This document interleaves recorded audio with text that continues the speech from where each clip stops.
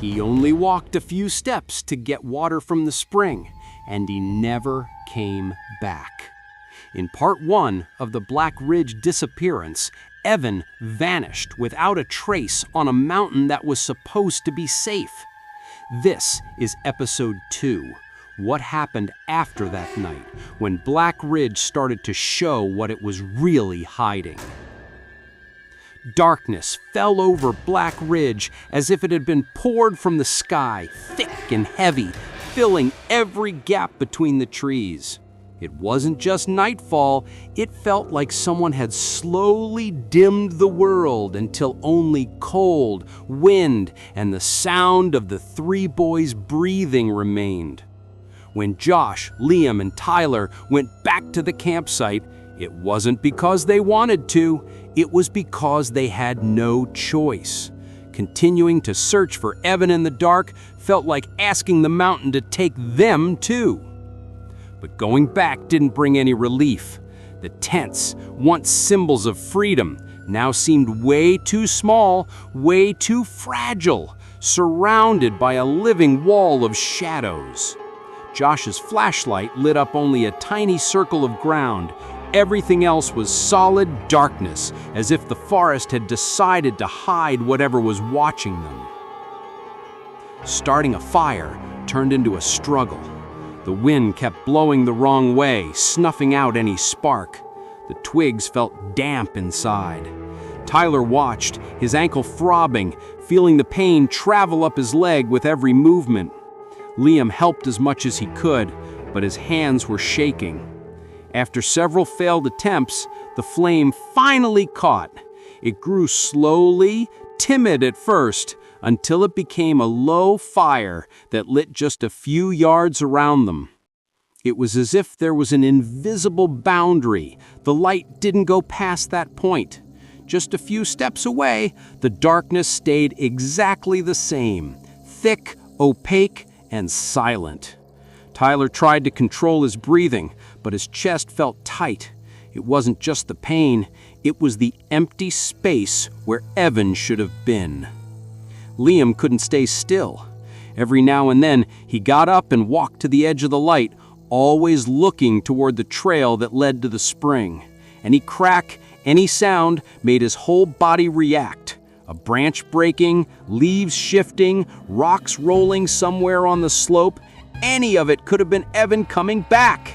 But every time he held his breath, waiting to see his friend appear, nothing happened. Josh kept dividing his attention between his 2 friends in the darkness. He tried to look calmer than he really was. He took care of the fire, adjusted the makeshift bandage on Tyler's ankle, asked meaningless questions just to break the silence. But inside, the feeling was clear. There was something there with them.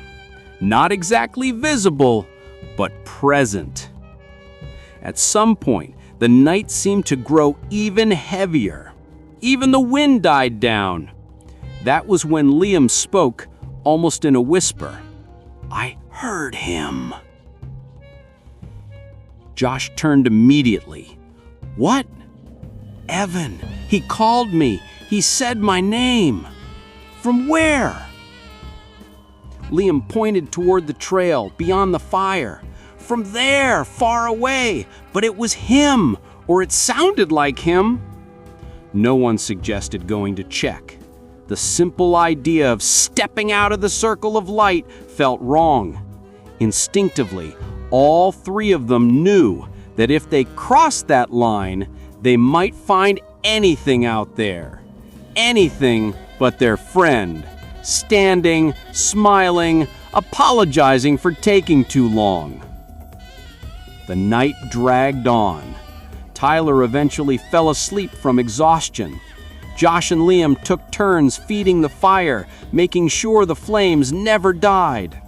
From time to time, they thought they could hear loose words mixed in with the sound of the leaves, like someone trying to speak but having their voice crushed by the wind.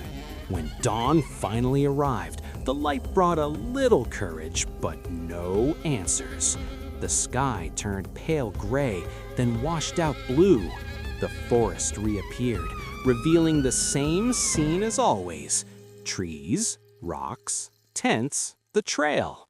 Nothing out of place, nothing that explained Evan's absence. They decided to search again. Now there was no excuse. Josh went ahead, Liam right behind him. Tyler stayed at the campsite, his ankle bandaged, his expression somewhere between anger and fear. On the trail to the spring, they examined every patch of ground. The damp earth should have recorded any recent step, but there were no new marks, no fresh footprints, no bike tracks, no sign of someone slipping. The water flowed between the rocks as if nothing had happened. They went farther, climbing a bit more. Every so often, they stopped to call out, "Evan!"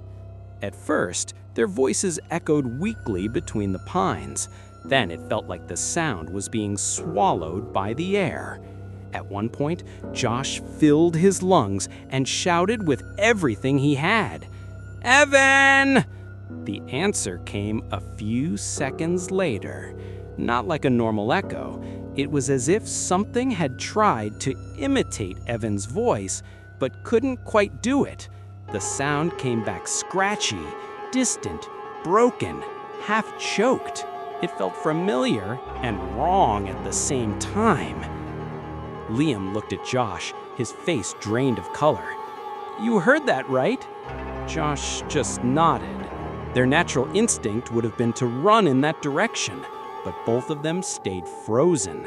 There was something about that voice that felt way too wrong, as if the forest were returning the word on purpose, testing them, watching to see what they would do.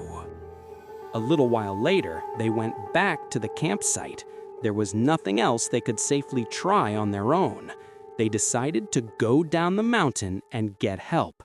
The descent was slow and painful, especially for Tyler, who could barely put weight on his foot.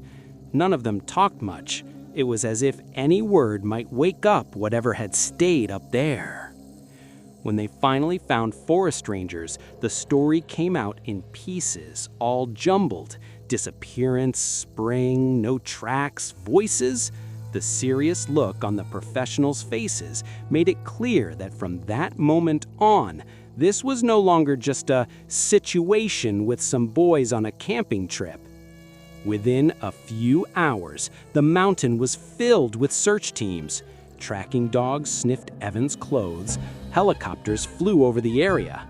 Experienced rescuers went up the trail with maps, radios, and climbing gear. They searched caves, crevices, ravines, and dense patches of forest. They checked places that, in theory, would have been impossible to reach with a bicycle. They found nothing. Not the bike, not the canteen, not the backpack. No torn piece of clothing, no strange marks, no sign of a struggle, a fall, or anything being dragged. The place where Evan should have been stayed empty. The explanations started to appear. Some sounded logical. Maybe an animal attack. Maybe he wandered too far and fallen into some hidden ravine. Maybe he'd gotten lost and collapsed somewhere the search hadn't reached yet. But all of those theories required at least some physical sign, and there was none. Other, more uncomfortable theories started to circulate in hushed tones. A planned escape, a kidnapping, someone living hidden on the mountain, watching campers. None of that fit the boy Josh, Liam, and Tyler knew. Evan wasn't the type to just walk away from everything. And then there were the comments almost no one made in front of the three of them. The ones about Black Ridge itself. About people who said they'd heard footsteps behind them on the trail even when they were alone.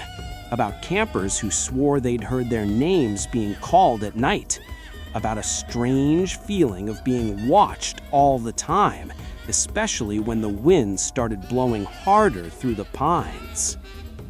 The years went by, but what happened that night never really left the three of them.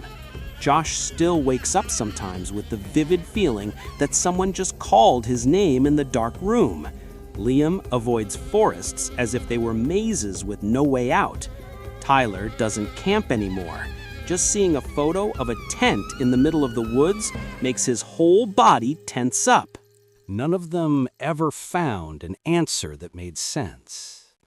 The question they carry is simple and impossible at the same time. How can someone disappear in just a few steps, surrounded by friends, on marked trails, under motionless trees, and leave absolutely nothing behind? Decades later, Black Ridge still welcomes visitors. Families, groups of teenagers, cyclists, curious hikers. Some come back saying the place is beautiful. Others return in silence, unable to explain why they felt so strange up there. Every now and then, someone says they heard footsteps matching their pace, always at the same distance. Others swear they heard their own names whispered among the trees, even though they were alone. And there are those who say that on nights of strong wind, when the tops of the pines sway as if they're talking to each other, one name always comes back, carried on the air, repeated softly, without rest. Evan. Do you really know what could be waiting in a beautiful place everyone swears is safe? If a voice called your name in the middle of an empty trail, would you go after it? How many stories like this one are never told because the person who lived them never comes back? And if the one who disappeared without a trace were someone you love, would you truly be able to sleep knowing that maybe something is still calling for them out there? If this story got under your skin, leave a comment saying, "I wouldn't camp alone in Black Ridge."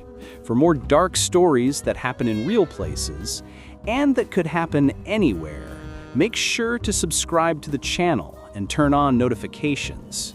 And if you're brave enough, watch the next story at night with the lights off. Some things only appear when the rest of the world is convinced everything is at peace.